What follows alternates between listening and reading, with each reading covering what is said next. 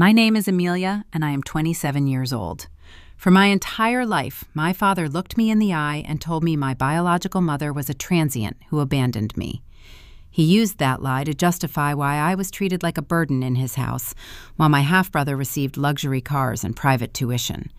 He claimed she died in poverty and that I owed him my life for taking me in. Then, last week, I walked into his home office to retrieve a forgotten scarf.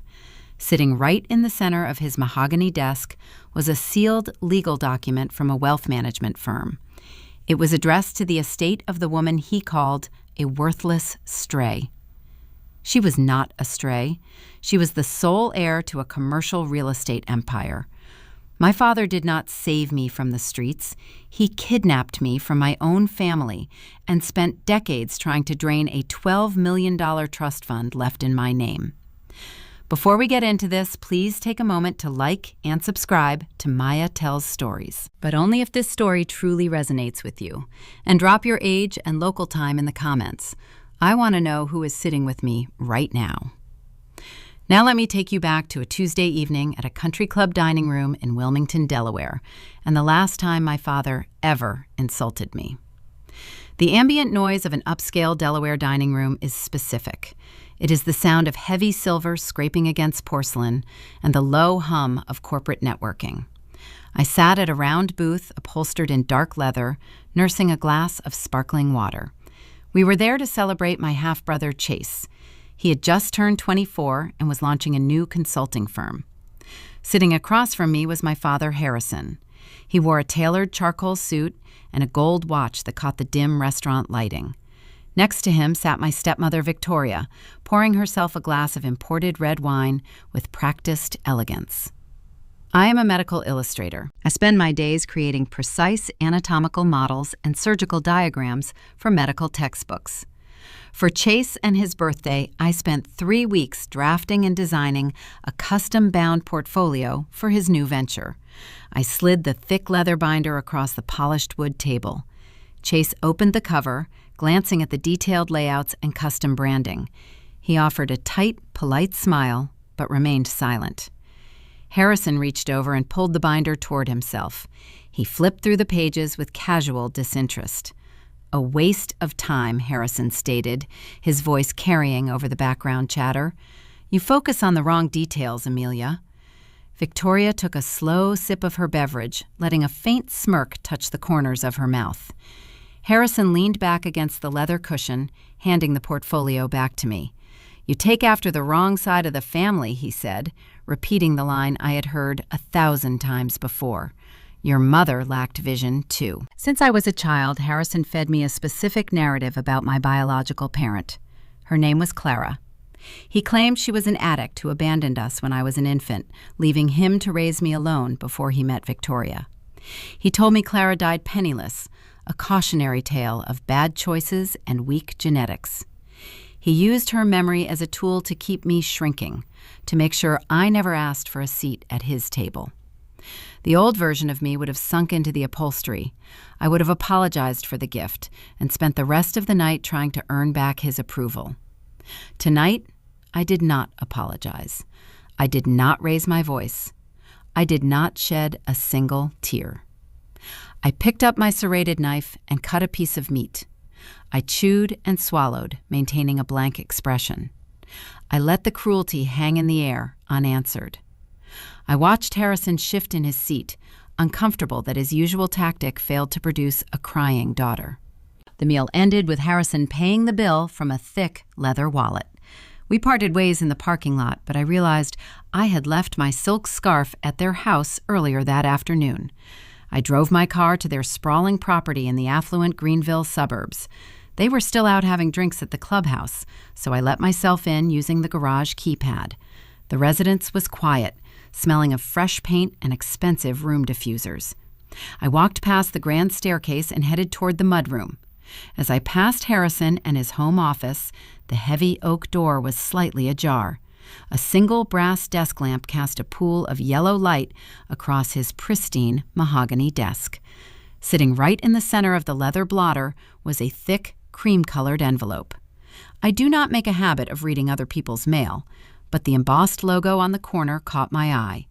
It was from a premier wealth management firm based in Seattle. I stepped into the room and leaned closer to read the recipient line. It was addressed to Harrison, but the care of line stopped the breath in my lungs. It read, "The estate of Clara Sinclair." Sinclair was my mother's maiden name. My pulse hammered a frantic rhythm against my ribs. A woman who died an outcast does not have an estate managed by an elite financial institution. The seed of doubt took root in my mind instantly. The man who just insulted my drive and degraded my mother was hiding a massive secret on his desk. I pulled out my phone and took a clear photograph of the envelope, capturing the law firm name and the routing numbers printed on the bottom edge. I slipped my phone back into my pocket, grabbed my scarf from the mudroom, and walked out the front door. I did not know what the wrong side of the family meant yet, but I was finally old enough to find out. The next morning, I sat at my drafting table inside my downtown Wilmington apartment. My dual monitors displayed a skeletal rendering of a human thoracic cavity, but my focus remained entirely on the photograph I took the night before. As a medical illustrator, I spend countless hours cross-referencing rare anatomical anomalies across global medical archives. I know how to dig through buried information. I opened a new browser window and logged into a premium public records database. I typed the name Clara Sinclair into the search bar. I added the location, Seattle, Washington. I hit the enter key and waited for the screen to populate, expecting to find old arrest warrants or court-mandated rehabilitation records. The search results did not display a criminal history. The database populated with massive commercial real estate acquisitions and corporate board appointments. I clicked on a digitized newspaper archive dated 26 years ago. A black and white photograph loaded on the screen. It was a formal obituary. The woman in the photograph shared my exact jawline and my dark hair. The headline read, "Commercial real estate heir Clara Sinclair passes away at 29. I read the text of the article while the air slowly left my lungs. My biological mother was not an addict struggling on the streets. She was the sole heir to a sprawling Pacific Northwest commercial property empire. She did not abandon me in a hospital parking lot. She passed away from a sudden, undiagnosed cerebral aneurysm when I was an infant, leaving behind a grieving family and a daughter named Amelia. Harrison lied to me for my entire life. He did not rescue me from a life of poverty. He isolated me from a family of wealth and influence. He fabricated a story about a worthless outcast to ensure I never went looking for my maternal relatives. He kept my world small and suffocating so he could control the narrative and keep me seeking his approval. I needed to know what Harrison was keeping inside that cream-colored envelope. Harrison is a man of rigid routines. He visits a specific bank branch in the financial district on the first Friday of every single month. He carries a distinct brass key on his ring that does not belong to his luxury sedan or the Greenville house. He never lets his keys out of his sight. I needed an opportunity to handle that brass key without raising his suspicion. The opportunity arrived 4 days later during our mandatory Sunday family dinner.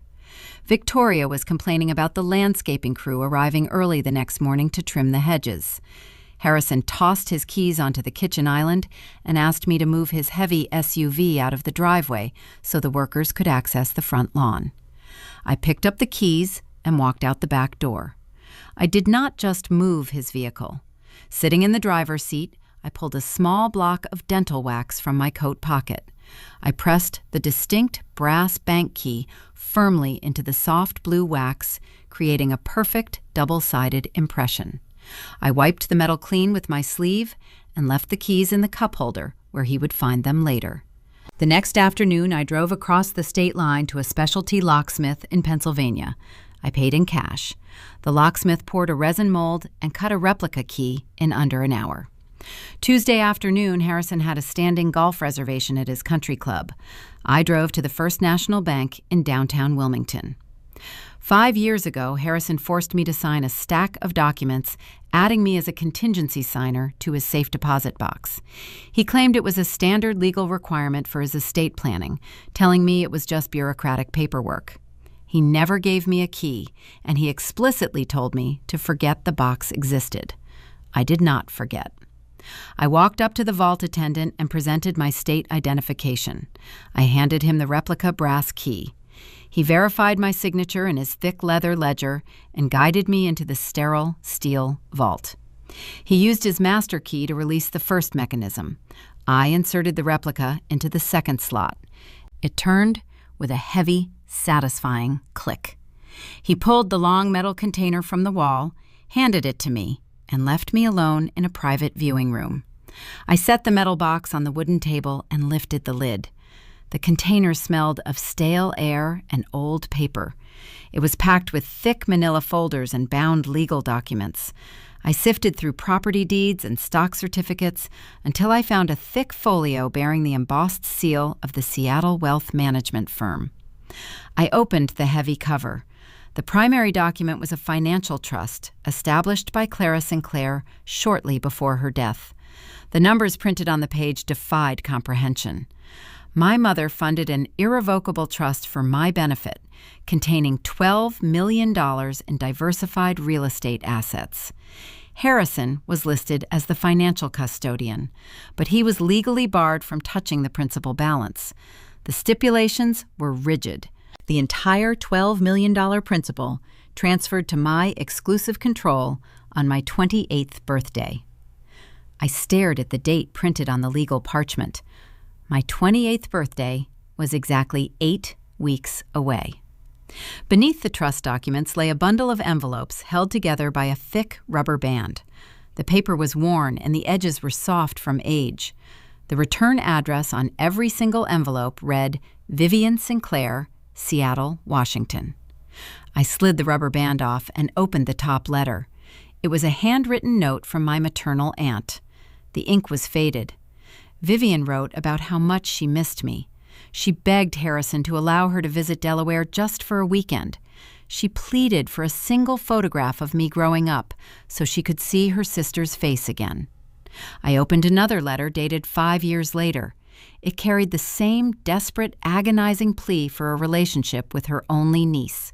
She mentioned sending gifts for my high school graduation and my college acceptance. I never received a single card. There were dozens of letters spanning 2 decades. Harrison kept them all hidden in this dark metal box, ensuring I never knew someone out there loved me. Then I found the final document, resting at the very bottom of the stack. It was a copy of a typed letter sent to Vivian. The tone was cold and dismissive. It demanded Vivian stop harassing the family. It stated that I had no desire to know the Sinclair family and wished to be left alone permanently. At the bottom of the page was a signature, spelling out Amelia. I traced the dark ink with my trembling finger. I never wrote that letter. Harrison forged my signature to sever my only tie to my biological family. He weaponized my identity to break an innocent woman's heart and secure his isolation strategy. The emotional neglect I endured for 27 years suddenly shifted into sharp, terrifying focus. This was not just a case of a cruel father favoring his new wife and his golden son. This was a multi-million-dollar criminal conspiracy. Harrison isolated me and broke my self-esteem so I would remain compliant and ignorant. He needed me to feel worthless so I would never question my legal rights or look into my past. The ticking clock of my 28th birthday was growing louder in his ears. In 2 months, I would inherit a commercial real estate fortune, and Harrison would lose his leverage over my life forever. I carefully folded the letters and placed the documents back into the metal box in their exact original order. I snapped the lid shut and carried the container out of the viewing room, handing it back to the attendant. I walked out of the bank into the bright Delaware afternoon. My mind raced, piecing together the timeline and the massive financial motive driving my father's cruelty. The domestic bullying I suffered was a smokescreen for the highest level of theft. I sat in my car, gripping the steering wheel. I knew confronting him directly would only result in more gaslighting and denial. He would claim the documents were misunderstandings or outdated drafts. He would use his wealth and influence to bury me before I could secure my rights. I needed allies who understood the enemy I was facing. I needed the people he stole me from. I pulled out my phone and booked a direct flight to the Pacific Northwest. I needed to cross enemy lines. I needed to find Aunt Vivian.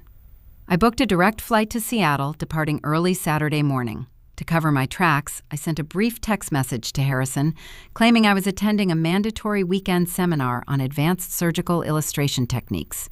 He replied with a single thumbs-up emoji. He did not ask for flight details or the name of the hotel. He never cared about my professional development unless he could use it to criticize my choices. I packed a single carry-on bag and boarded the plane, leaving the suffocating humidity of Delaware behind. The Pacific Northwest greeted me with a cool, crisp breeze. I hailed a cab outside the airport and handed the driver the address I had memorized from the stack of returned envelopes. We drove away from the towering downtown skyscrapers and headed toward a quiet coastal neighborhood. The scenery shifted from concrete to towering pine trees and gray ocean waters. The cab pulled to a stop in front of a modest, beautiful cedar-shingled house sitting on a slight bluff overlooking the Puget Sound. It did not have wrought iron security gates or an expansive manicured lawn. It possessed a quiet, lived-in warmth. I paid the driver and stepped out onto the damp pavement. My boots crunched against the gravel driveway. I walked up the short wooden steps to the front porch. My hand trembled as I reached out and knocked twice on the painted door. The wait felt like an eternity. I heard the muffled sound of footsteps approaching from inside. The brass lock clicked and the door swung open. Standing on the threshold was a woman in her early 50s. She wore a simple knit sweater and faded denim jeans. She did not wear layers of heavy makeup or expensive diamond jewelry, but the feature that stopped the breath in my lungs was her face. She possessed my exact prominent jawline. She had my dark hair streaked with silver, and looking back at me were two identical hazel eyes. It was like staring into a mirror that reflected a future I was never allowed to see. We stood there in the doorway, separated by a few inches of space and 27 years of stolen time. Vivian did not ask who I was. The biological recognition bypassed logic. The color drained from her cheeks, and her hands flew up to cover her mouth. A ragged, visceral sob tore its way out of her chest. It was the sound of decades of suppressed grief finally breaking the surface. She took a step forward and pulled me into her arms. I collapsed against her shoulder. Her embrace smelled of sea salt and lavender, a grounding, natural scent that contrasted sharply with the sterile chemical perfumes Victoria wore. Vivian held me with a desperate, crushing strength, as if she was terrified Harrison might materialize from the shadows and snatch me away again. We sat at her rustic wooden kitchen table drinking hot tea. The house was cozy, filled with framed photographs and woven blankets. Vivian filled in the missing decades.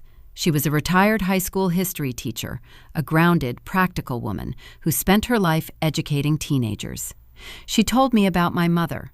Clara was brilliant and driven, a commercial real estate prodigy who built her portfolio from the ground up. She loved me fiercely, but when the sudden cerebral aneurysm took Clara's life, Harrison saw an immediate opportunity. He did not stay in Seattle to mourn with the family. Within 48 hours of the funeral, he packed my belongings and fled across the country to Delaware. Vivian tried to fight him. She spent her modest life savings hiring family law attorneys to secure custody of her only niece. But Harrison weaponized the commercial real estate assets he now controlled as my financial custodian. He retained a team of ruthless corporate litigators. They drowned Vivian in jurisdictional red tape, filing endless injunctions and delays. They painted her as an unfit guardian, claiming her teacher's salary could not provide the lifestyle a wealthy heir deserved. The Delaware courts sided with the wealthy, grieving widower. Harrison legally severed my ties to the Sinclair family and locked Vivian out of my life permanently. Vivian walked into her home office and returned carrying a thick, expanding file. She set it on the table and pulled out her own copies of the irrevocable trust documents. She pointed to the intricate financial clauses. Harrison had been quietly siphoning the generated interest from the commercial properties for 27 years, using the dividends to fund his elite country club lifestyle and Victoria's luxury spending habits. But Clara was smart. She placed a lock on the primary capital. The $12 million principal remained untouchable until the day I turned 28. Harrison cannot access the core fortune. Vivian explained, her voice steady and serious. He can only steal the fruit, but he wants the entire orchard. The only way he can break the legal stipulations and claim the principal is if you voluntarily sign a relinquishment of rights. He needs you to surrender your status as the primary beneficiary before your birthday triggers the automatic transfer. The puzzle pieces snap together with terrifying clarity. The cruelty, the constant insults, the isolation. It was all a calculated psychological strategy. Harrison needed me to feel so small, so dependent, and so desperate for his approval that I would sign any document he placed in front of me without asking questions. The ticking clock of my 28th birthday was driving his timeline. He was running out of time to execute his final theft. Vivian and I did not just cry over the past. We formed a tactical alliance. The next morning, she drove us to downtown Seattle to meet with a razor-sharp forensic trust attorney named David. David was a seasoned litigator who specialized in unraveling complex financial fraud. We sat in his glass-walled conference room, laying out the forged letters and the trust copies. David reviewed the paperwork with clinical precision. You cannot just confront him, David advised, folding his hands over the table. If you walk into that Delaware house and accuse him of theft, he will panic. He will use his connections to liquidate the offshore accounts and bury the evidence before we can secure an injunction. We need irrefutable, documented proof of his intent to commit fraud. We need him to hand you the weapon. The strategy David outlined required immense restraint. I could not stay in Seattle and hide in Vivian's safe coastal home. I had to return to Delaware. I had to cross back over enemy lines and re-enter the psychological pressure cooker of my father's house. I needed to play the role of the obedient, broken daughter. Harrison expected me to be timid. He expected me to shrink under his gaze. I had to use my lifelong invisibility as a tactical advantage to gather the final pieces of evidence. My job was to infiltrate his digital network, intercept his communications, and wait for him to present the fraudulent waiver. I had to look the man who stole my life in the eye and smile while setting a trap that would destroy his empire. I hugged Vivian goodbye at the airport terminal. It was the hardest thing I ever had to do, walking away from the warm, authentic family I had just discovered. But the tears I shed on the flight back to the East Coast were not tears of sorrow. They were tears of resolve. The shadow war was officially beginning. For 27 years, Harrison held all the cards because he controlled the flow of information. He thought he was playing a game against a frightened child. He did not realize the child had grown up, and she was coming back to tear his house down from the inside. The wheels of the airplane touched down on the Delaware tarmac. I gathered my bag and prepared to walk back into the lion's den. I needed to let him think he was still the predator, while I quietly sharpened the blade. My 28th birthday was rapidly approaching, and the pressure inside the Greenville estate was about to reach a boiling point. The flight from Seattle landed on the Sunday evening. I navigated my car through the familiar Delaware highways, feeling the damp coastal air seep through the vents. The transition from the authentic warmth of Vivian's home back to the sterile, suffocating territory of my father's estate required a severe mental shift. I parked outside my downtown Wilmington apartment and walked up the stairs. I needed to put my armor back on. The strategy David outlined in the Pacific Northwest demanded total compliance on the surface. I had to re-enter the psychological pressure cooker and play the role of the broken, obedient daughter. Harrison expected me to shrink under his gaze. He relied on my fear to maintain his power. I was going to weaponize my own invisibility. The first test arrived 48 hours later. Harrison summoned me to the Greenville property for a midweek family dinner. I dressed deliberately, choosing a muted gray sweater and plain slacks. I pulled my dark hair back into a tight, severe knot. I wanted to look like the unremarkable charity case they always painted me to be. When I walked into the formal dining room, the air was thick with the scent of roasted meat and expensive Cabernet. Harrison sat at the head of the table. Victoria swirled her wine glass, examining her manicured nails. Chase tapped his phone screen, ignoring my arrival entirely. I took my seat near the far end of the long mahogany table. Harrison immediately launched into his usual critique. He criticized my posture, telling me I slouched like a defeated factory worker. The old version of me would have felt a hot flush of shame creep up my neck. I would have straightened my spine and offered a frantic apology. Tonight, I simply lowered my chin. I stared at the intricate pattern on my porcelain plate and offered a quiet murmur of agreement. When Victoria made a snide remark about my drab clothing, I nodded gently, acknowledging her superior fashion sense. Harrison offered a smug, satisfied smile. He believed his cruel lecture at the country club the previous week had successfully put me back in my place. He thought I was safely under his thumb, paralyzed by his authority. He mistook my calculated silence for total submission. He did not realize I was simply waiting for an opening. The opportunity presented itself shortly after the main course. Victoria complained that the wireless internet signal was dropping in her sunroom, preventing her from streaming a high-definition film. She blamed the service provider, waving her hand in annoyance. I offered a hesitant, timid solution. I reminded Harrison that I configured their home network 3 years ago when they upgraded their security system. I told him the router probably just required a manual firmware update and offered to handle it while they finished their dessert. Harrison waved his hand, dismissing me toward his study without a second thought. I walked into the home office and pushed the heavy oak door until the latch clicked shut. I did not turn on the overhead lights. I sat in his leather chair and opened my laptop. I connected directly to the primary router hardware. I did not perform a simple firmware update. I accessed the administrative backend of the network. I installed a discrete mirroring software program deep within the system architecture. It was a sophisticated digital tool designed to intercept and duplicate every piece of data transmitted across their home network. I configured the software to silently forward copies of every sent email, every downloaded bank statement, and every accessed web page to a secure, encrypted cloud server I controlled from my apartment. I wiped my fingerprints from the router casing. I closed my laptop and walked back into the dining room. I told Victoria the signal should be stronger now. She did not even say thank you. I retrieved my coat and left the house, leaving behind a silent digital wiretap that would capture every secret they tried to hide. Over the next 3 weeks, my apartment transformed into a surveillance hub. Every evening after leaving my medical illustration firm, I sat at my kitchen counter and sifted through the intercepted data.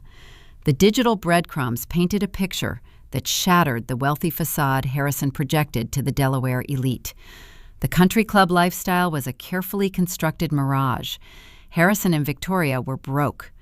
I read through panic-stricken email threads between Harrison and a series of private equity lenders. He was drowning in predatory debt. He had taken out massive high-interest loans to maintain their pristine image. The sprawling Greenville estate carried 3 separate mortgages, and the final balloon payments were dangerously past due. The luxury vehicles parked in their driveway were leased, and the accounts were flagged for imminent repossession. Victoria maxed out 6 premium credit cards on designer clothing and lavish vacations, trying to keep up appearances with the local socialites. They were hemorrhaging cash at an unsustainable rate. The financial bleeding extended to my half-brother. Chase was not a brilliant business consultant. The intercepted emails revealed that his new firm was a catastrophic failure. He blew through his initial seed funding in less than 6 months, spending the capital on expensive office space and excessive marketing instead of client acquisition. He sent frantic messages to Harrison, begging for a financial bailout to stop his early investors from filing fraud lawsuits against him. Harrison replied to Chase with a specific promise. I read the intercepted message 5 times to ensure I understood the magnitude of his words. Harrison told his son to stall the investors for 1 more month. He wrote that a massive injection of liquidity was coming in a few weeks that would clear all their debts and fund the consulting firm permanently. I stared at the glowing screen of my monitor, the puzzle pieces locked together with terrifying clarity. Harrison was not planning to earn that liquidity. He was planning to steal it. The $12 million trust my mother left for me was the only thing standing between Harrison and federal bankruptcy. He was siphoning the interest for years, but the principal balance was the grand prize. He needed that money to save his house, his cars, and his son's failing business. But the legal stipulations Vivian showed me in Seattle were ironclad. Harrison could not touch the principal without my explicit legal consent. He needed me to sign my rights away before my 28th birthday triggered the automatic transfer of power. During those 3 weeks of surveillance, I was required to attend a Sunday brunch at their country club. The experience was surreal. I sat across the table from Victoria, watching her laugh and charm a local municipal judge. Through the intercepted credit card statements, I knew the diamond tennis bracelet she wore was 3 months behind on payments. I watched Harrison order expensive imported cigars for the table, projecting an aura of untouchable success. I knew he spent the previous night pacing his study, drafting desperate emails to loan officers, begging for brief extensions. They were hollow shells, performing a script they could no longer afford. I sat quietly, sipping my coffee, offering nothing but mild, agreeable nods. The power imbalance that defined my entire existence was inverted. They were dancing on the edge of a cliff, and I was the only person who knew the ground was crumbling beneath their feet. I watched them through the lens of their stolen data. I saw them sip expensive wine in their living room, pretending to be American royalty, while I held the digital proof of their impending ruin. They looked down on me my entire life, treating me like a defective burden, while secretly plotting to use my birthright to fund their delusions of grandeur. The dynamic of our relationship shifted entirely. I was no longer the frightened child seeking validation from a cruel father. I was the architect of his destruction. The tension escalated rapidly as the days ticked by. I knew Harrison was cornered. I knew his private equity lenders were threatening legal action. He was out of time and out of options. He was a desperate predator, and he was preparing to strike. I waited for his move, knowing that whatever document he presented to me would be the final piece of evidence my forensic attorney needed to bury him. The strike came on a Tuesday evening. My phone vibrated on the kitchen counter, displaying a text message from Harrison. He asked me to come to the Greenville house immediately, claiming there was a minor tax issue we needed to resolve. I read the message and felt a cold, calm certainty settle over my mind. The trap was set, and he was walking right into it. The Tuesday evening sky over Delaware faded into a bruised shade of violet as I steered my car through the heavy stone pillars marking the entrance to the Greenville property. The sprawling house sat silently at the end of the long paved driveway, bathed in the glow of expensive landscape lighting. I parked my sedan behind Victoria and her least luxury sport utility vehicle. The crisp autumn air bit at my cheeks as I walked up the wide brick steps to the front entrance. I unlocked the heavy oak door and stepped into the foyer. The residence felt unusually empty. Victoria and Chase were nowhere to be seen. The quiet was intentional. Harrison wanted 0 distractions for the performance he was about to deliver. I found him waiting in his home office. The room smelled of aged leather and expensive cedar wood. When I crossed the threshold, Harrison did something he had never done before in my entire 27 years of life. He stood up to greet me. That was my first warning. Harrison never stood for me. He always remained seated behind his massive mahogany desk, forcing me to stand before him like a subordinate reporting to a superior. Tonight, he gestured warmly toward a plush leather armchair opposite his workspace, inviting me to sit down. He walked over to a crystal decanter resting on a side table. He poured 2 generous measures of amber liquid into heavy glass tumblers. He handed one to me and took the other for himself. Scotch. Another glaring anomaly. We never shared drinks. He was treating me like a peer, like a respected business partner. The fabricated warmth radiating from his posture made my stomach turn, but I kept my face perfectly still. I accepted the glass and offered a quiet, polite murmur of thanks. "You are growing up," Amelia Harrison began, his voice dripping with a sickly sweet paternal pride. He took a slow sip of his drink and leaned against the edge of his desk, crossing his ankles. He spoke about adult milestones and responsibilities. He mentioned my upcoming 28th birthday, framing it as a major transition into true independence. He played the role of the benevolent patriarch, guiding his daughter into the next phase of her life. Then he reached behind him and opened a dark leather portfolio.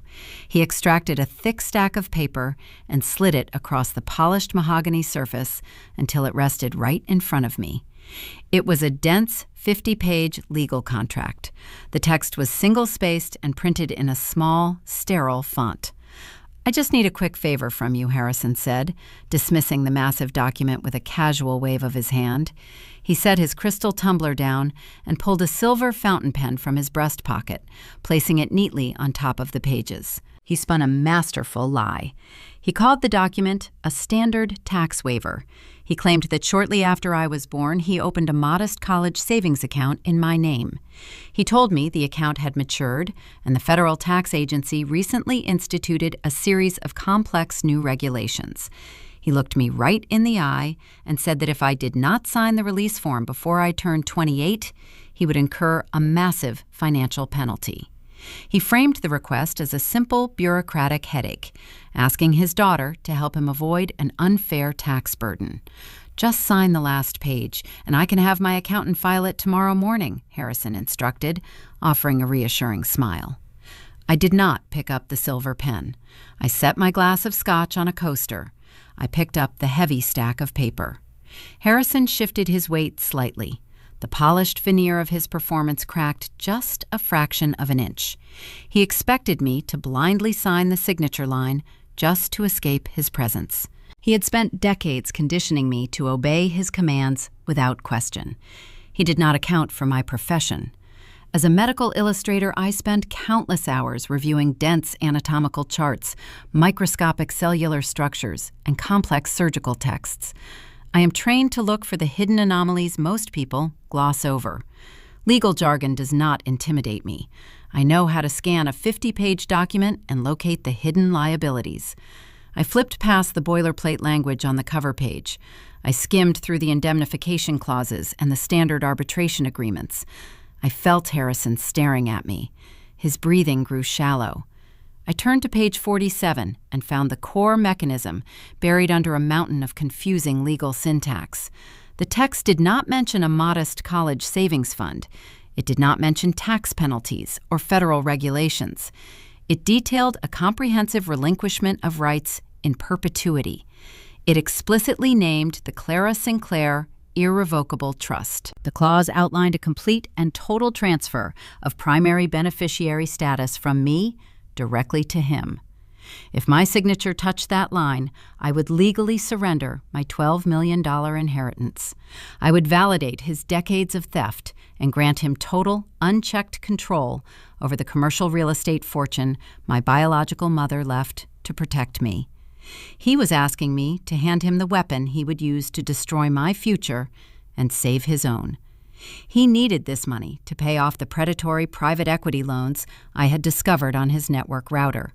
He needed my birthright to save his country club membership and his pristine reputation. My pulse pounded a frantic rhythm in my ears, but I forced my breathing to remain slow and measured. I could not let him see that I understood the document. I needed to escape the room with the physical evidence intact. I looked up from the page. I squinted my eyes and rubbed my temples with 2 fingers, manufacturing a wince of genuine pain. I let out a soft, frustrated sigh. "I am sorry, Harrison," I said, keeping my voice soft and compliant. "This legal terminology is really confusing. I feel a terrible migraine coming on, and my vision is getting blurry. I cannot focus on the fine print tonight. I need to take this home and read it over a cup of coffee tomorrow morning when my head clears. I folded the 50 pages in half and slid them smoothly into my leather tote bag.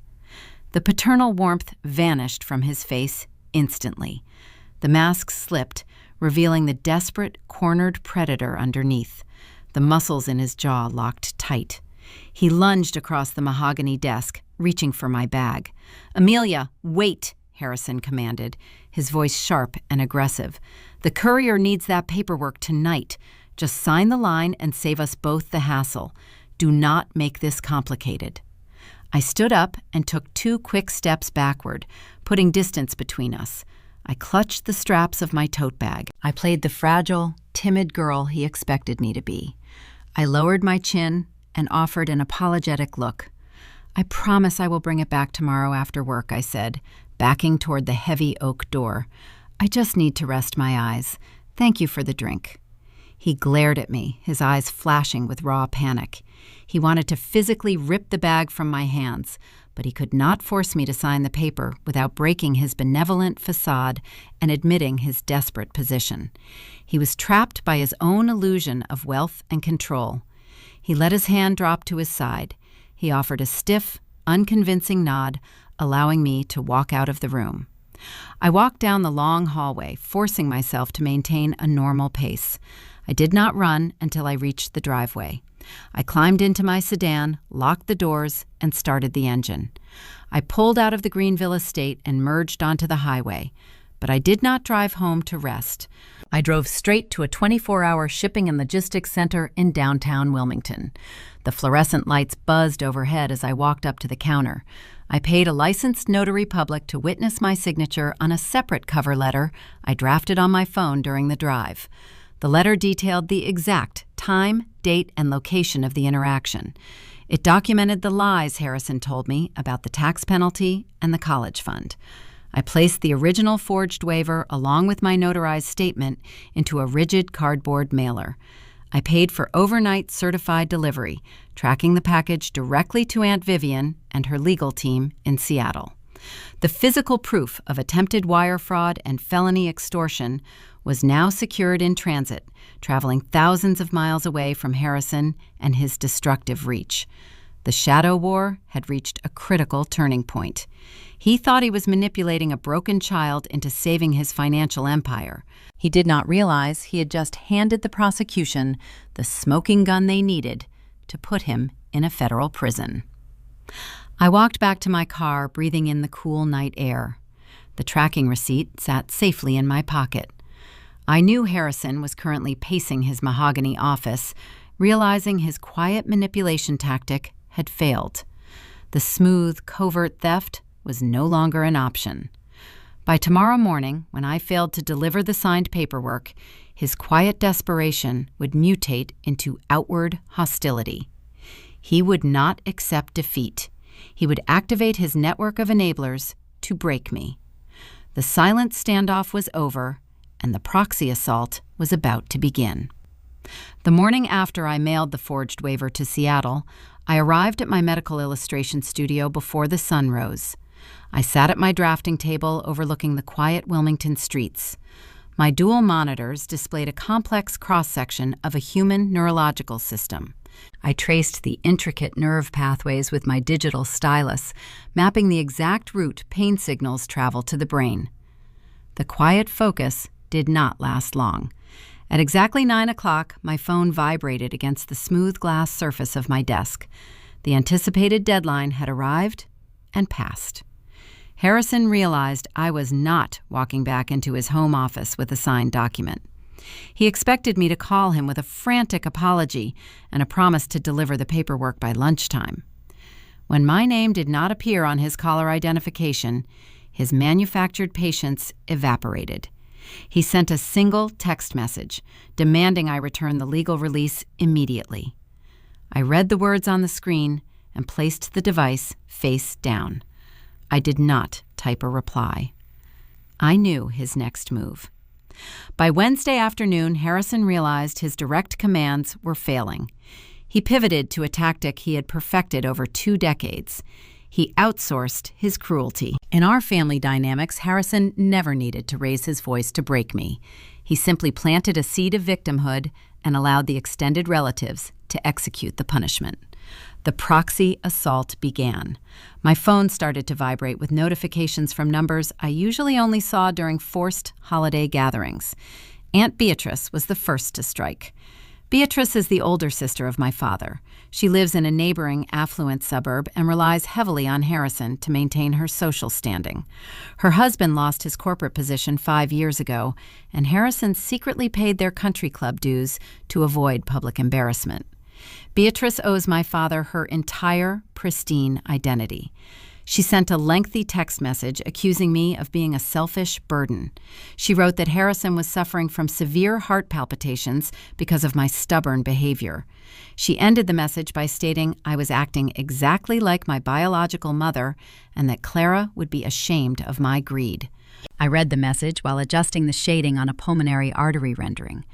The insult was designed to strike my deepest insecurities. For years, they conditioned me to believe my mother was a tragic failure. They used her name as a synonym for worthlessness. But Beatrice did not know I had visited Seattle. Beatrice did not know I had sat in the beautiful coastal home of the Sinclair estate and learned the truth about the commercial real estate fortune. The weapon they used to keep me small was now entirely blunt. I felt nothing but cold, analytical clarity. Uncle Richard chimed in a few hours later. Richard is a passive man who echoes whatever narrative keeps him in the good graces of the family patriarch. He left a voicemail claiming I was holding the family hostage over a standard bureaucratic form. He told me to stop dragging my feet and sign the tax paperwork so Harrison could finally rest. His tone was laced with a condescending disappointment, as if I were a misbehaving toddler ruining a polite dinner party. The psychological warfare escalated exponentially by Thursday morning. I was sitting in a design meeting when my screen flashed with an incoming call from Chase.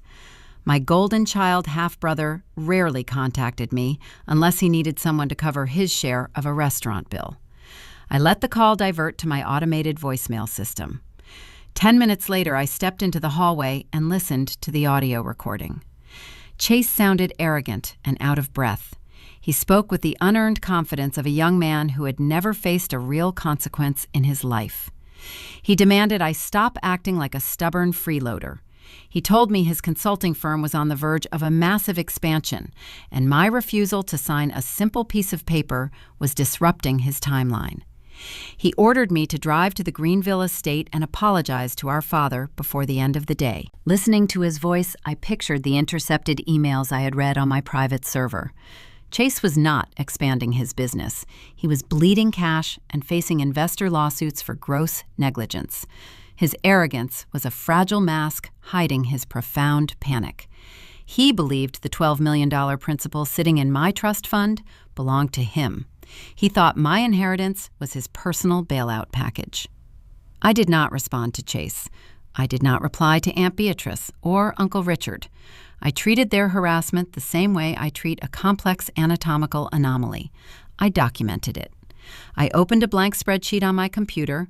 I created 4 specific columns: date, time, sender, content. I methodically logged every single text message and transcribed every voicemail word for word. I took digital screenshots and uploaded the audio files to the encrypted cloud server I shared with Aunt Vivian and her legal team in Washington. Under federal and state law, probate, coercion, and extortion are severe criminal offenses. What my family viewed as a righteous intervention to fix a disobedient daughter was actually a coordinated campaign of felony intimidation. Every nasty message they sent was another piece of irrefutable evidence. Every demanding voicemail built an ironclad timeline proving Harrison was using proxies to force me into surrendering my legal rights. My silence was not a sign of weakness. It was a vacuum that sucked them deeper into their own legal ruin. The total lack of response from my end drove Harrison into a state of blind desperation. He thrived on my emotional reactions. He needed me to argue, to defend myself, to cry. My tears were the currency he used to validate his power. By offering him nothing, I deprived him of his control. He sat in his mahogany office, staring at a silent phone. The silence was deafening to a man accustomed to instant obedience. Friday afternoon, the trap tightened. Through the mirroring software installed on his home router, I watched Harrison log into his private computer terminal. The digital breadcrumbs tracked his movements in real time across my secondary monitor. The predatory private equity lenders were closing in. The balloon payments on the Greenville estate were due the following week. Harrison realized I was not going to deliver the signed waiver in time to save his sinking empire. He decided he could no longer wait for my compliance.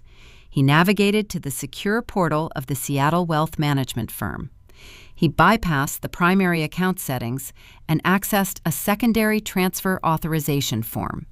It was a specific document used to request an emergency release of capital. He filled out the digital fields, requesting a premature transfer of $2 million. He directed the destination routing numbers to an obscure offshore holding account in the Cayman Islands. Then he made a fatal, sloppy error born of pure hubris. He bypassed the physical signature requirement by using a digital stylus to trace my name onto the authorization line. He forged my signature to execute a multi-million-dollar wire transfer across international borders. He hit the submit button, believing his polished reputation would bypass any administrative hurdles. He thought he was untouchable. He assumed the wealth managers would simply process the request without verifying the authenticity of the digital signature. He did not know that Aunt Vivian and her forensic attorney David had placed a hard freeze on the trust the moment my overnight package arrived on the West Coast. The wealth management firm flagged the fraudulent transfer request the instant it entered their system. The servers did not process the movement of funds. Instead, the system generated an automatic alert directly to the federal banking authorities monitoring major financial crimes. Harrison committed felony wire fraud and identity theft on a recorded digital network. The evidence was secured, and the authorities were formally notified. An hour later, I watched the router logs as Harrison received an automated email from the banking institution.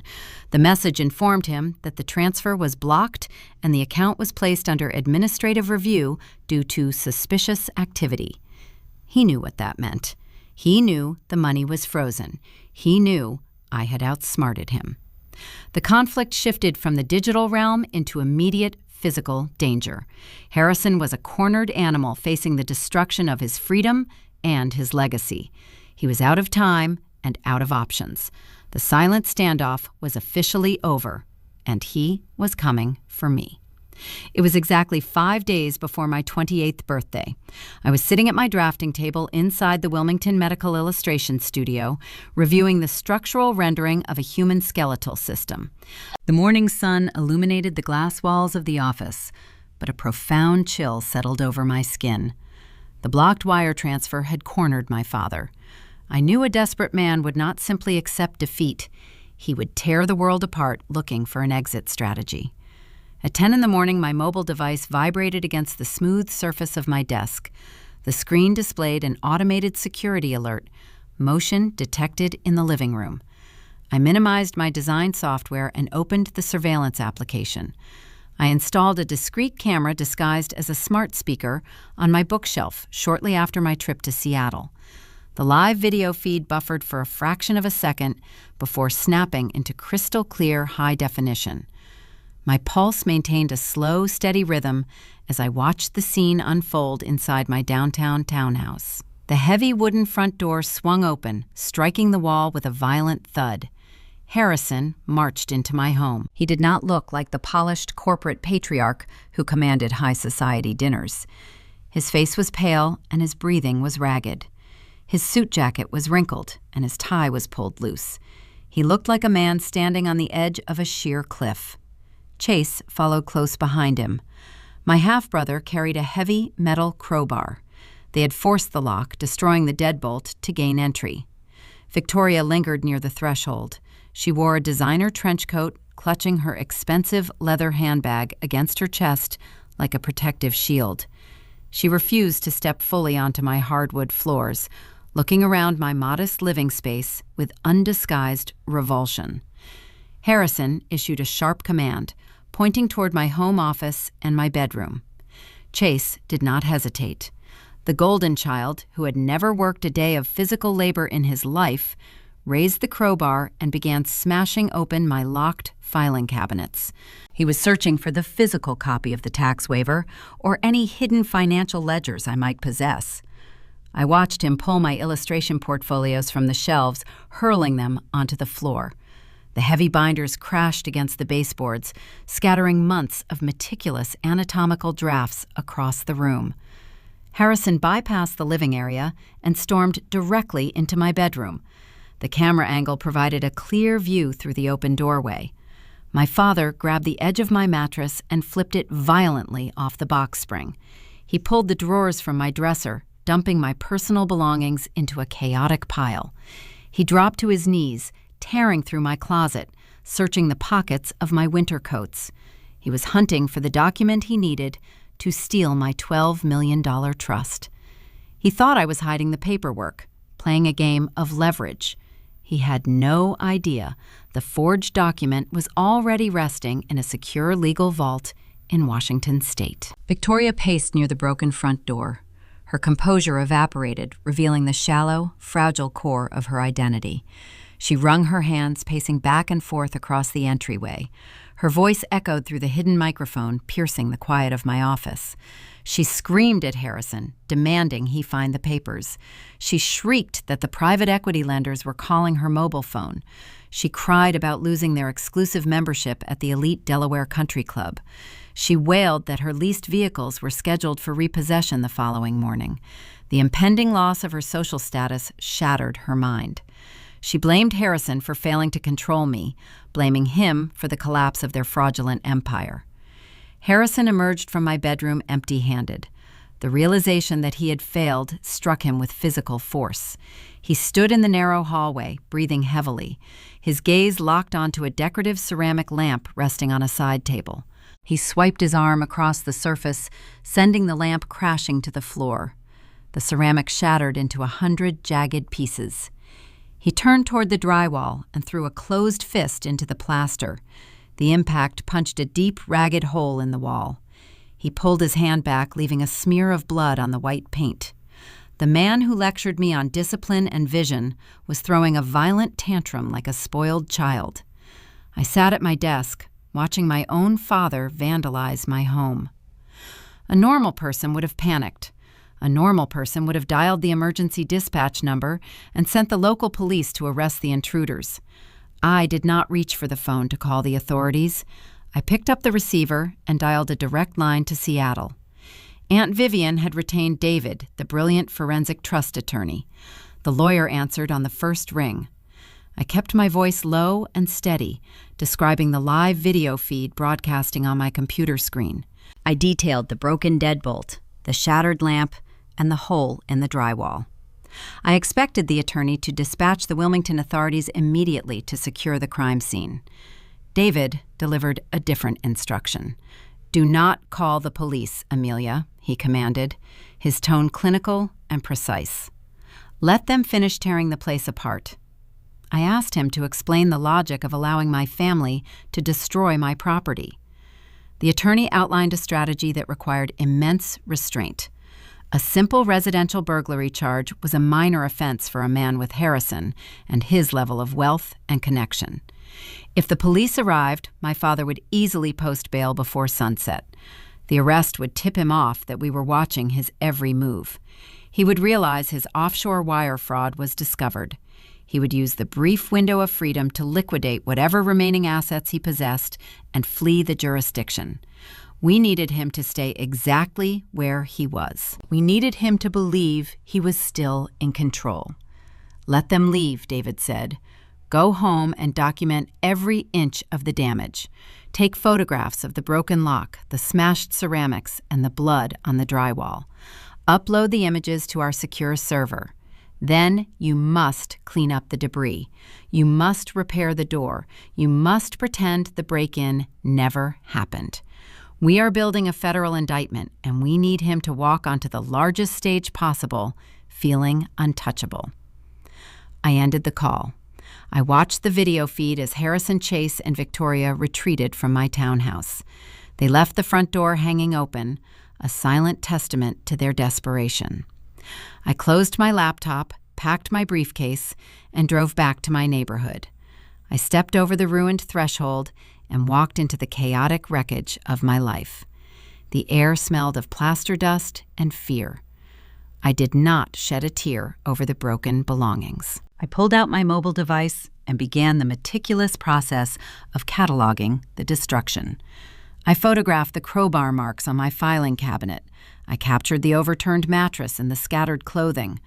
I took a close-up image of the blood, matching my father's DNA, smeared across the fractured drywall. Every photograph was a nail sealing the lid on his inevitable conviction. Once the digital evidence was secured in the cloud, I went to work. I gathered the shattered ceramic pieces and swept the floors. I realigned the filing cabinets and reorganized my illustration portfolios. I lifted the heavy mattress back onto the frame and folded my clothes into the dresser drawers. I drove to a local hardware store and purchased a new brass deadbolt, a small container of spackle, and a can of white paint. I installed the new lock, securing the front entrance. I patched the hole in the hallway wall, sanding the plaster smooth and painting over the damage. By midnight, my townhouse looked immaculate.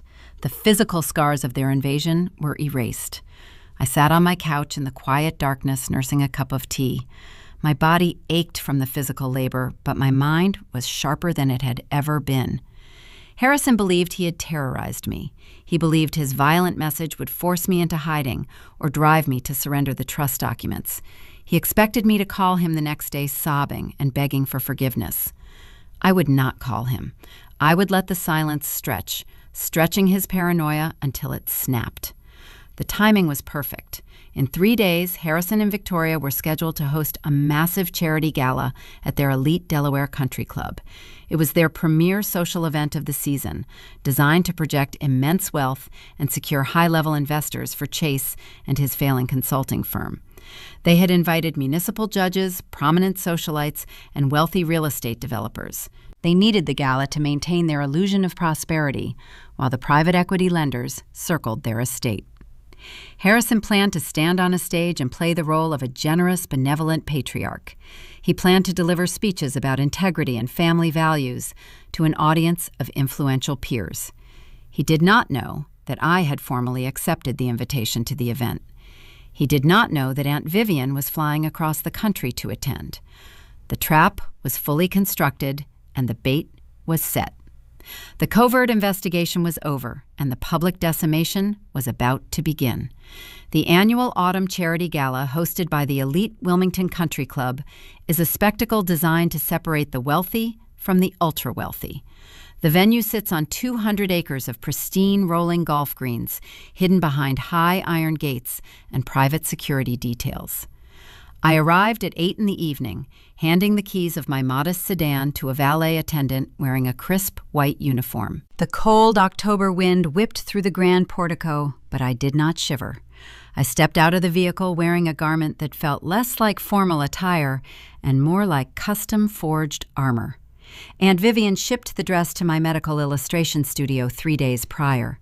It was a tailored, floor-length gown in a deep shade of midnight blue crafted from heavy silk. It did not feature excessive sequins or ostentatious plunging necklines.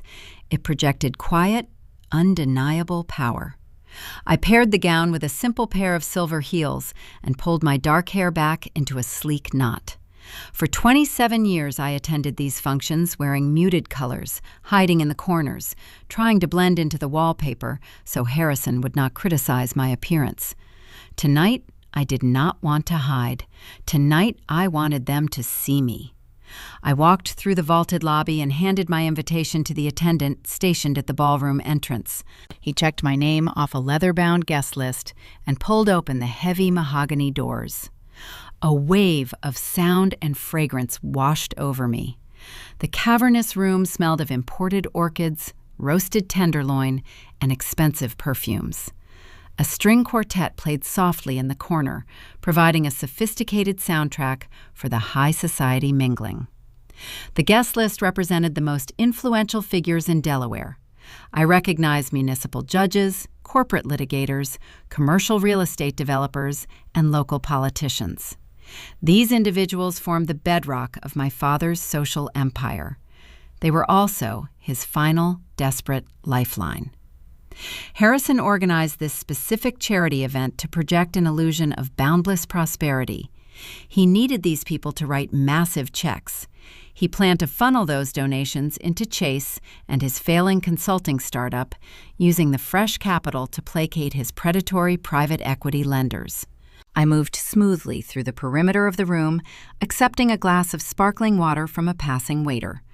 I positioned myself near a towering marble pillar, offering a perfect vantage point to observe the targets. Victoria stood near the center bar, holding a flute of champagne. She wore a diamond necklace that caught the light with every movement. The jewelry was undoubtedly purchased on a credit line she could no longer afford. She laughed at a joke told by a prominent investment banker, tilting her head back and touching his arm. Her laughter sounded brittle and strained. Victoria grew up in a working-class neighborhood and spent her entire adult life climbing the social ladder by marrying my father. The prospect of losing her status terrified her more than death itself. I watched her swallow her beverage too quickly, signaling the suppressed panic vibrating beneath her designer gown. A few yards away, Chase was actively pitching his business to a group of older venture capitalists. My half-brother wore a custom tuxedo that fit poorly across his shoulders. He held a tablet device, swiping through colorful graphs and fabricated user projections. He wiped a thin layer of sweat from his forehead, using a white linen square. Chase possessed zero knowledge of corporate consulting. He was reciting memorized buzzwords, trying to convince seasoned investors to hand over their money. His entire pitch was a house of cards, built on the assumption that my $12 million trust fund would eventually back his debts. Then I spotted Harrison. My father stood near the main stage, shaking hands with a state senator. He wore a bespoke midnight tuxedo, radiating a manufactured charm that commanded the attention of everyone around him. He looked nothing like the unhinged man who punched a hole in my drywall just 72 hours ago. He patted the senator on the back and offered a warm, charismatic smile. Harrison thrived in this environment. He fed on the adulation of his peers, using their respect to validate his own distorted self-worth. He did not notice me standing by the marble pillar.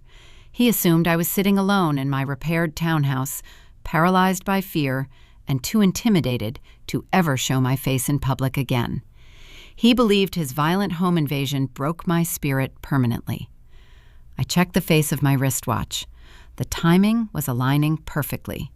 At exactly 9, the string quartet ceased playing. A polite chime echoed through the ballroom speakers, instructing the guests to take their seats. Waiters glided across the floor, pouring fresh wine and clearing the appetizer plates. Harrison excused himself from the senator and walked purposefully toward the elevated stage at the front of the room. The ambient chatter faded into a respectful silence as he climbed the short flight of carpeted stairs and approached the crystal podium. A spotlight illuminated his features, highlighting the distinguished silver at his temples. He adjusted the microphone and looked out over the sea of wealthy attendees. He offered a humble, practiced smile. "Thank you all for joining us tonight," Harrison began, his voice rich and resonant. "We gather this evening not just to raise funds for a worthy cause, but to celebrate the foundations that make our community strong. We are here to celebrate family." The staggering hypocrisy of his words felt physically repulsive, but I kept my breathing slow and measured. I watched him gesture toward Victoria and Chase sitting at the primary table near the stage.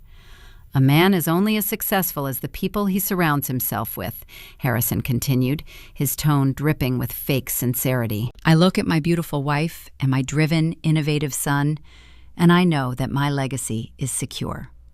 We spend our lives building businesses and accumulating wealth, but the true measure of our character is what we leave behind for the next generation. It is about integrity. It is about building a future rooted in honesty and hard work. The audience offered a soft murmur of agreement. A few guests clapped politely. Harrison basked in the validation, absorbing their respect like a sponge. He prepared to transition into his formal funding pitch for his son's consulting startup. He opened his mouth to ask for their money. I did not let him finish the sentence. I stepped away from the marble pillar and walked directly into the center aisle of the ballroom. I did not rush my pace. I moved with slow, deliberate precision. The heavy silk of my midnight blue gown swept across the carpet. A few guests seated near the back turned their heads to look at me. The movement caused a ripple effect. One by one, the influential attendees shifted their attention away from the stage and focused on the woman walking down the aisle. The crowd parted instinctively. I kept my gaze locked entirely on Harrison. He saw me when I was halfway to the stage. The charismatic smile froze on his face. His hands gripped the edges of the crystal podium. I watched the microscopic shifts in his expression as his brain tried to process my presence. I was supposed to be a terrified victim hiding in a broken apartment. Instead, I was walking toward him, projecting total authority. The color began to drain from his cheeks, leaving his skin a sickly pale hue. I reached the base of the carpeted stairs and ascended without hesitation. Harrison stepped back, his mouth opening, but no sound emerging. I walked right past him and approached a secondary microphone stand positioned near the grand piano. I pulled the microphone from the clip and turned to face the ballroom. The silence in the room was profound. Hundreds of eyes stared at me, waiting for an explanation. Victoria sat frozen at her table, her wineglass suspended in midair. Chase looked like he wanted to slide under his chair.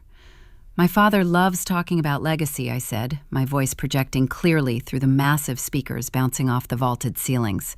"He loves speaking about integrity and the sacrifices we make for the next generation." I paused, letting the words hang in the sterile air. I turned my head slightly, locking eyes with Harrison. His breathing turned shallow and rapid.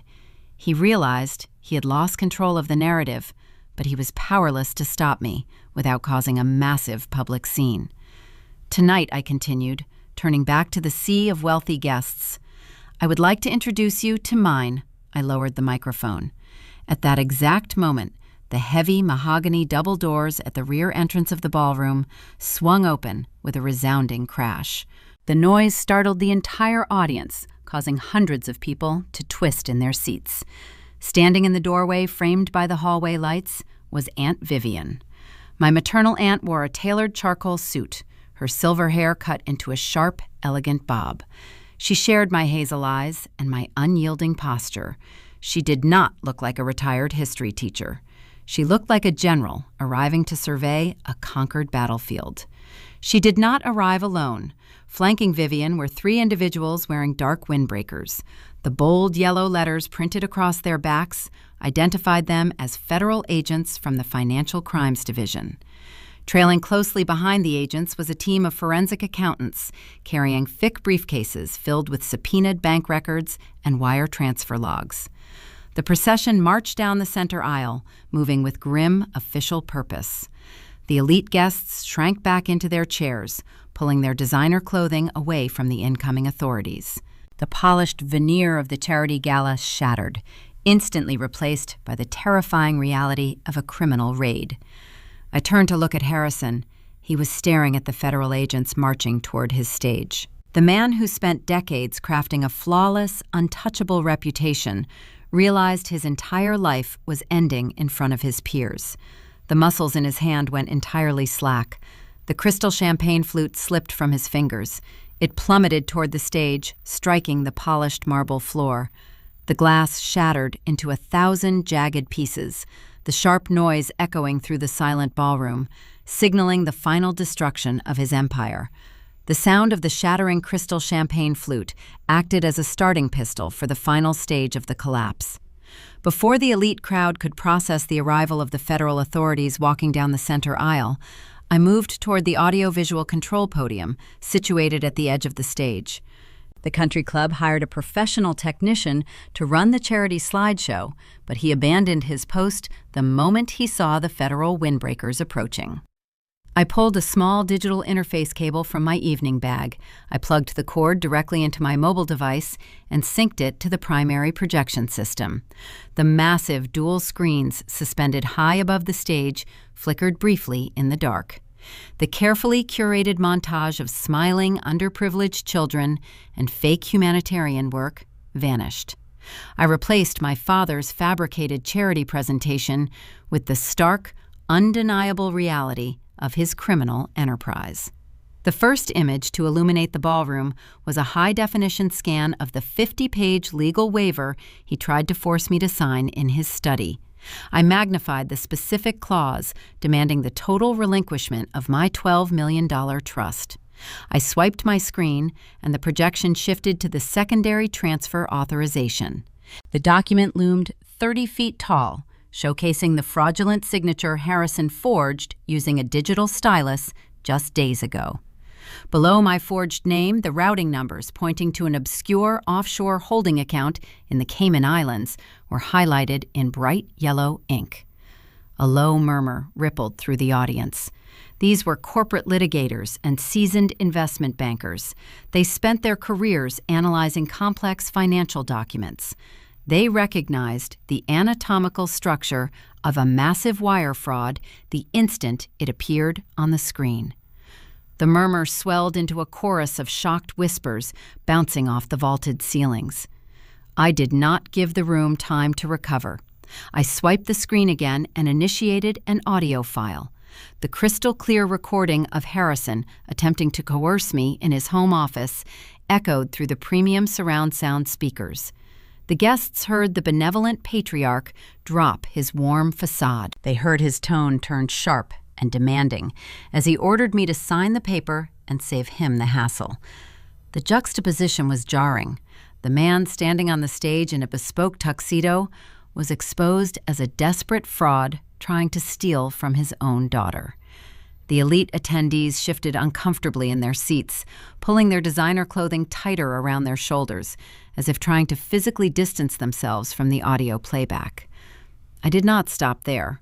I swiped the screen one final time and initiated the video playback. The surveillance footage from my downtown townhouse filled the massive monitors. The high society attendees watched in stunned silence as the heavy oak door of my home burst open on the screen. They saw Chase raise a metal crowbar and smash my filing cabinets. They watched Harrison flip my mattress and tear my personal belongings apart like a common street thief. The pristine image of the Delaware elite shattered, alongside the ceramic lamp on the video feed. They saw Harrison punch a hole in the drywall, leaving a smear of his own blood on the plaster. The visual evidence of his violent, unhinged tantrum played on an endless loop for his peers to witness. Victoria could no longer maintain her fragile composure. She pushed her chair back from the primary table, the legs scraping harshly against the floor. She lunged toward the edge of the stage, her designer gown tripping her up. "It is a lie," she shrieked, her voice cracking with pure panic. "She is a disturbed girl doctoring videos to ruin us." Victoria reached a hand out toward a prominent municipal judge seated at the adjacent table, seeking an ally. The judge did not take her hand. He stood up, buttoned his suit jacket, and took 2 deliberate steps away from her. The wives of the real estate developers refused to meet her frantic gaze, turning their heads toward the exit. The social execution was instantaneous. In the span of 60 seconds, Victoria became a toxic liability. Her peers severed their ties, treating her like a contagious disease they refused to catch. I stepped away from the audio-visual podium and picked up the microphone. I walked to the center of the stage, standing mere feet away from Harrison. He was gripping the edges of the crystal lectern so tight his knuckles were bone white. His breathing was shallow and rapid. I spoke directly to him, projecting my voice to ensure every person in the room heard the final truth. "You spent my entire life telling me I took after the wrong side of the family," I said, my tone level and calm. "You told me Clara Sinclair was an addict who died with nothing.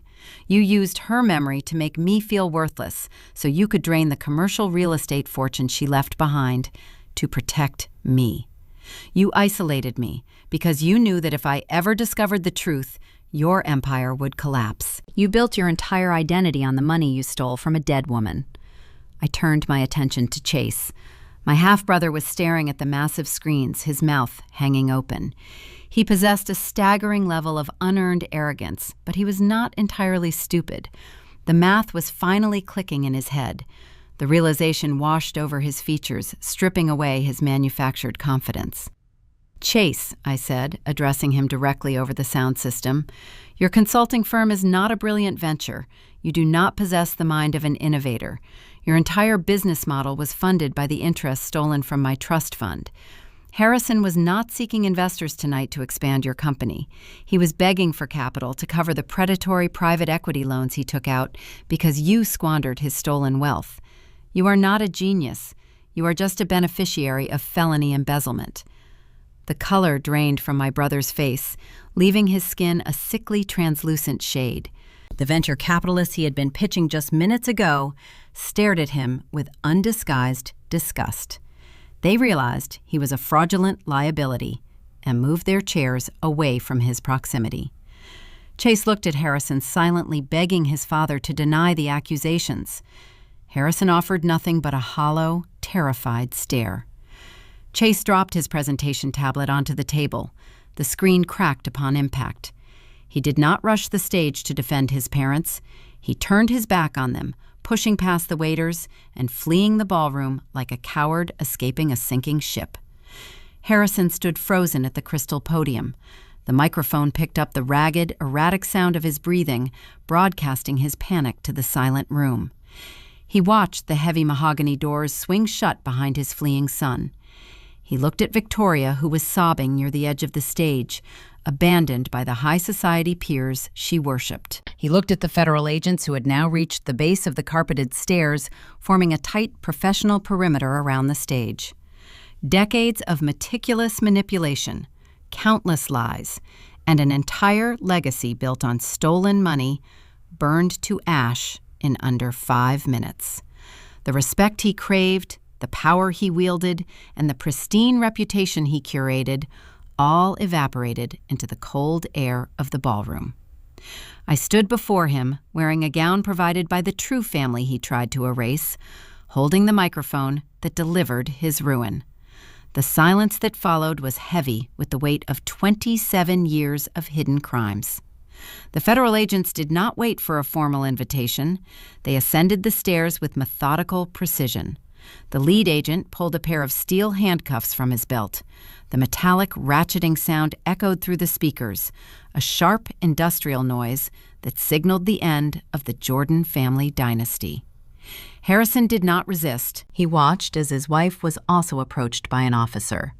The gala was no longer a celebration of charity. It was a crime scene. As they began to lead him away, Harrison turned his head one last time to look at me. The predator was gone. Only a small, broken man remained.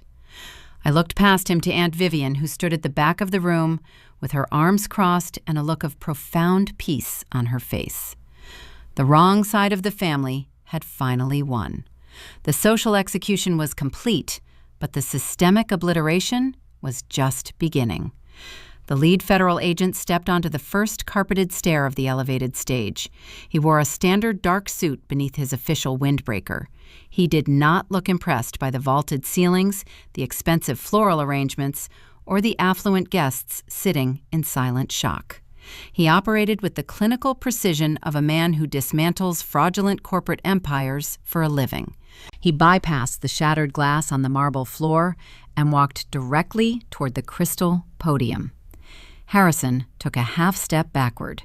His shoulder bumped into the polished wood of the grand piano. The man who spent decades dictating the lives of everyone around him suddenly found himself cornered with 0 avenues of escape.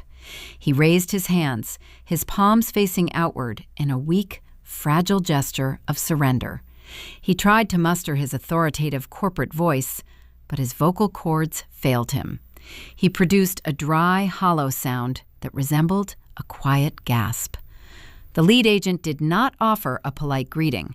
He did not wait for Harrison to explain himself or spin a narrative of a simple bureaucratic misunderstanding. The agent reached to his utility belt and unclipped a pair of heavy steel handcuffs. "Harrison, you are under federal arrest," the agent stated. His voice did not require the amplification of the sound system. The ambient acoustics of the silent ballroom carried his declaration to every corner of the venue. The agent grabbed Harrison by the biceps, spinning him around to face the back wall of the stage. He pulled my father's arms behind his tailored tuxedo jacket. The sharp, metallic, ratcheting sound of the handcuffs clicking into place echoed through the room. It was a harsh, industrial noise that violently disrupted the sophisticated atmosphere of the country club. It was the sound of an ironclad reality crashing down upon a lifetime of fabricated lies. "You have the right to remain silent," the agent continued, reciting the familiar legal phrasing. "Anything you say can and will be used against you in a court of law." The reading of his rights stripped Harrison of his aristocratic facade entirely. He was no longer a respected patriarch or a savvy business leader. He was a common criminal, standing in restraints while his peers watched his public humiliation. The agent listed the formal charges: wire fraud, identity theft, felony coercion, grand larceny, embezzlement. Each charge landed like a physical strike. The municipal judges and corporate litigators seated in the audience recognized the devastating severity of the list. They understood the federal sentencing guidelines. They knew these specific crimes carried mandatory minimums in federal penitentiaries. They realized Harrison was not going to negotiate a quiet settlement or pay a civil fine. He was going to prison for a very long time. The wealthy attendees physically recoiled, pulling their chairs further away from the stage, ensuring they were not caught in the proximity of a federal crime scene. Victoria watched her husband being shackled. She was still standing near the edge of the stage, abandoned by the high society peers she worshipped. The illusion of her glamorous life was evaporating before her eyes. The prospect of losing her luxury vehicles, her designer wardrobe, and her exclusive memberships broke her mind. Her survival instincts kicked in, overriding any lingering loyalty she held for the man she married. She turned on Harrison instantly. "You lied to me," Victoria shrieked, her voice tearing through the ballroom. She pointed a manicured finger at her husband, her face contorted in a mask of bitter betrayal. "You told me the money was clean. You promised me the Cayman Island routing numbers were untraceable. You said the girl was too stupid to figure it out." Her frantic attempt to save herself acted as a spontaneous, unprompted confession. She thought she was throwing Harrison under the bus to protect her own freedom. She did not realize she was admitting direct knowledge of the international wire fraud in front of 3 federal investigators. A second agent stepped forward. She was a woman with her dark hair pulled into a tight professional bun. She intercepted Victoria before my stepmother could retreat toward the exit. "Victoria," the female agent said, maintaining a calm, steady tone, "you are also being placed under arrest." Victoria froze. Her mouth opened and closed, but she could not form a coherent word. She stared at the agent in uncomprehending horror. "We have the digital logs," the agent explained, retrieving her own set of steel restraints. "Your electronic signature is listed as a secondary authorizing party on the offshore holding accounts. You are being indicted as a co-conspirator for international wire fraud and financial conspiracy." "No!" Victoria gasped, stumbling backward. "No! I am a victim. He manipulated me. I did not know the money belonged to her." The agent did not argue. She simply reached out, grasped Victoria by the wrist, and secured the handcuffs over her expensive diamond bracelets. Victoria let out a high-pitched wailing sound, a noise of pure, unfiltered despair. Her knees buckled, and the agent had to physically support her weight to keep her from collapsing onto the carpeted steps. The marriage, built on status greed and mutual exploitation, dissolved into bitter accusations and shared federal indictments. The lead agent placed a firm hand on Harrison and his shoulder, guiding him toward the stairs. "It is time to go," the agent commanded. They walked him down the steps and onto the main floor of the ballroom. The crowd of influential guests parted like the sea, creating a wide path for the authorities. No one offered a word of support. No one stepped forward to defend his character. They looked at him with undisguised revulsion, eager for the authorities to remove the stain from their exclusive venue. As the agent guided Harrison down the center aisle, they passed the spot where I stood. Harrison dug the heels of his polished leather shoes into the carpet, resisting the forward momentum just enough to force a brief halt. He turned his head and looked directly at me. His face was a portrait of total defeat. The arrogant smirk was gone. The cold, calculating glare was extinguished. His skin was gray and sweat beaded on his forehead. Stripped of his power, his money, and his audience, he reverted to his final pathetic tactic. He tried to play the victim. He tried to manipulate the lifelong conditioning he installed in my brain, hoping the obedient, frightened daughter was still buried somewhere inside me. "Amelia, please," Harrison whispered, his voice trembling, his eyes filled with tears born from the terror of his own consequences. "Tell them this is a family misunderstanding. Tell them we can fix this internally. Please, you are my daughter." I looked at the man who spent 27 years trying to erase me. I looked at the man who forged my signature to break an innocent woman's heart. I looked at the predator who isolated me, insulted me, and tried to steal the commercial real estate fortune my biological mother left to secure my independence. I felt no anger in my chest. I felt no sorrow for his ruined life. I felt a profound, quiet resolution. I held his desperate gaze and delivered the final, lethal blow. "You always said I took after the wrong side of the family, Harrison," I replied, my voice steady and cold enough to freeze the air between us. "You were right." I turned my back on him. I did not wait to watch the agents march him out the mahogany doors. I did not wait to see them load him into the back of a law enforcement vehicle. I walked toward the front of the room where Aunt Vivian stood waiting for me. My maternal aunt extended her arm, and I linked my arm through hers. We walked out of the ballroom together, leaving the shattered remnants of his fake empire behind us. The crisp autumn air greeted us as we stepped through the grand portico, leaving the dark, suffocating chapter of my life in the past. We walked toward the parking lot where Chase was likely already miles away. The silence of the night was a relief. The high society gala was a ghost in our rearview mirror as we headed toward the airport. I was no longer a pawn in my father's game. I was the owner of my own destiny. 6 months passed since the flashing lights of the federal vehicles illuminated the manicured grounds of the Wilmington Country Club. The biting East Coast autumn faded into a distant memory, replaced by the bright, sprawling spring of the Pacific Northwest. I sat by the open window of the Sinclair Coastal Estate in Seattle, letting the warm morning breeze carry the scent of pine and saltwater into the kitchen. I held a ceramic mug of dark roast coffee and looked out over the Puget Sound, watching the ferry boats cut through the deep blue water. The sterile, suffocating environment of my past life was gone.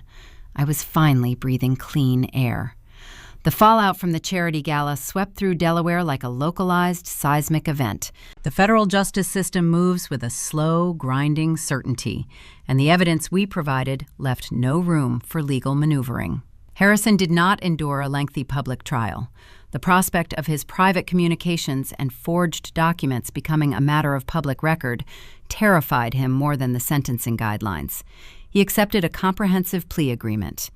He is currently serving 84 months in a federal correctional institution in Pennsylvania. The man who defined his worth by bespoke tuxedos and exclusive golf memberships now wears a standard-issued uniform. His influential friends, the municipal judges and the corporate litigators, deleted his contact information the moment the handcuffs clicked. He spends his days in a concrete facility, a profound contrast to his former mahogany office. He built a cage for me and ended up locking himself inside a real one. Victoria experienced a much steeper descent.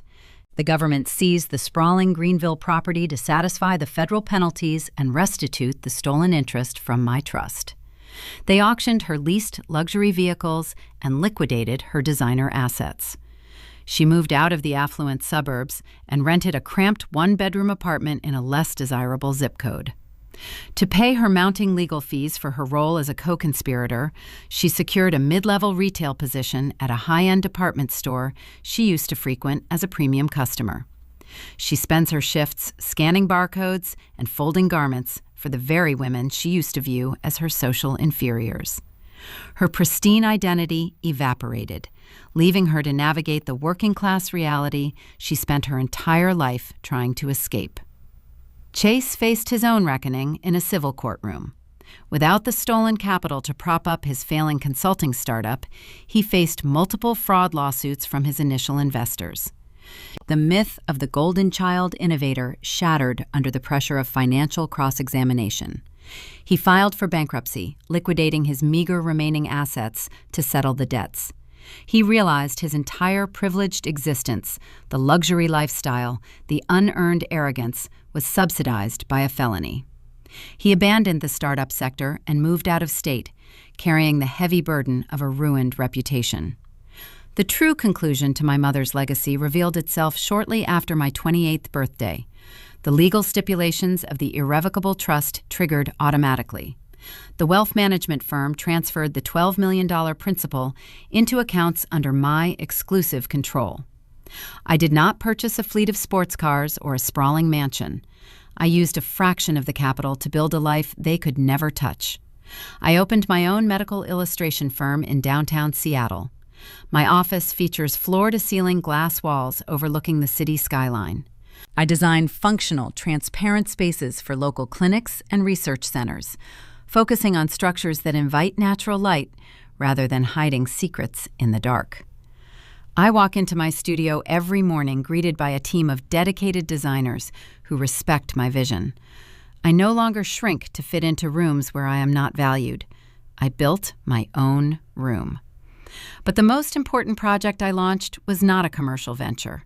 Aunt Vivian and I established a nonprofit organization dedicated to survivors of family financial abuse.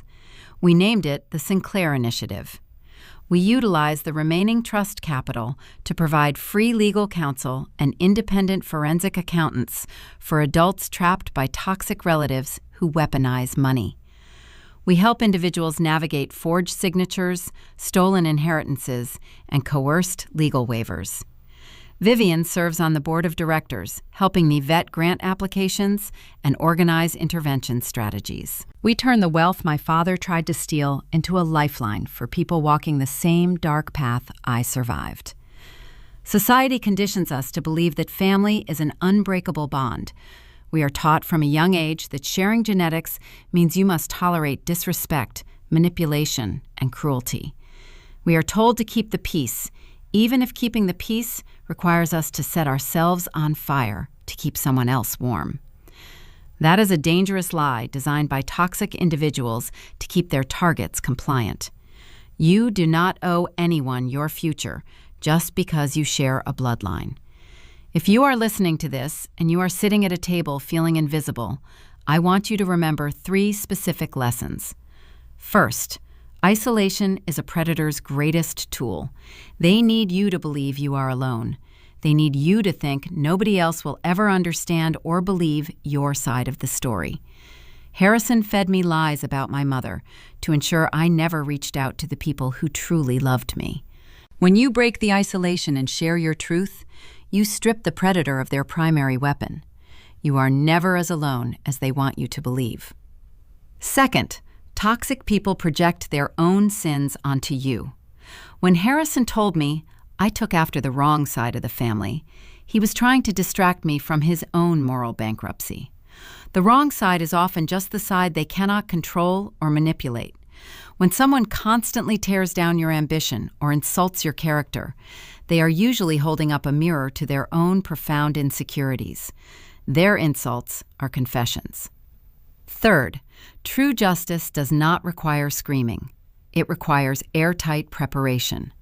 When confronted with cruelty, the natural human instinct is to argue, to cry, or to demand an apology. But narcissists thrive on your emotional reaction. Your tears validate their power. When you stop reacting, you starve them. I did not defeat my father by yelling at him in his home office. I defeated him by quietly gathering the text messages, the surveillance footage, and the forged documents. Silence and a well-organized spreadsheet will always beat a screaming match. My name is Amelia. I am 28 years old. I survived the psychological warfare my family designed to break me, and I turned their greed into my foundation. I sit at this kitchen island, listening to the sea breeze, feeling the solid wood beneath my hands. Vivian places a fresh plate of pastries on the counter and offers a warm, genuine smile. I am finally home. This is my story. If you have ever had to draw a hard line to protect yourself from the people who were supposed to love you, I want to hear your story. Drop a comment below and tell me about the boundary you set that changed your trajectory. Share this video with someone who might be sitting in the dark, wondering if they are the problem. You are not the burden. You are the survivor. Subscribe to Maya Tells Stories so we can continue shedding light on the truths people try to hide. Keep building your fortress, keep protecting your peace, and never apologize for taking back your life.